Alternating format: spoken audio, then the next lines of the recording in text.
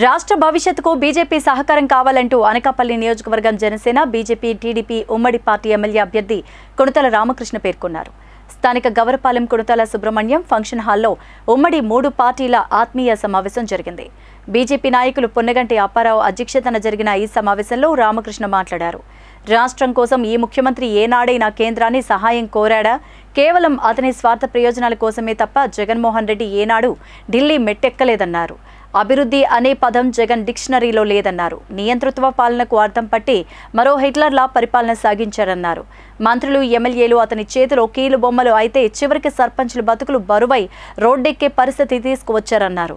పలువురు మాట్లాడుతూ రామకృష్ణ విజయం ముగ్గురు నేతలైన మోదీ, చంద్రబాబు, పవన్ కళ్యాణ్ విజయం అన్నారు. ఈ సమావేశంలో 3 పార్టీల నాయకులు, కార్యకర్తలు, అభిమానులు పాల్గొన్నారు.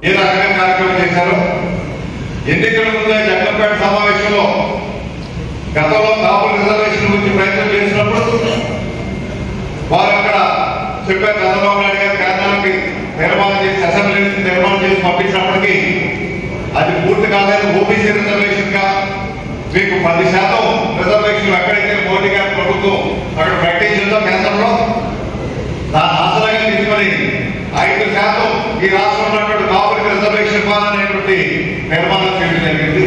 అమలు చేసే ప్రక్రియ చేస్తే ఈయన 5% ఎందుకు అమలు చేయలేదు చెప్పండి. ఈరోజు నిజంగా ఈ కాపులు రాకుంటే ఆ 5% ఎందుకు రిజర్వేషన్ చేయలేదు? ఈ రిజర్వేషన్ గురించి పోరాటం చేసే వాళ్ళు 5% ఎందుకు ఇవ్వలేదు? ఈ రోజు జగన్మోహన్ రెడ్డి గారు అడిగారు చెప్పండి. మంత్రులు చేసేదే చాలా మంది. ఆ రోజు రాజశేఖర రెడ్డి గారు అధికారం ఉన్నప్పుడు మొట్టమొదటిసారిగా తూర్పు కాపులకు బీసీ రిజర్వేషన్ ఉండాలని మన జిల్లాలో ఉన్నటువంటి కాపులు కూడా బీసీ రిజర్వేషన్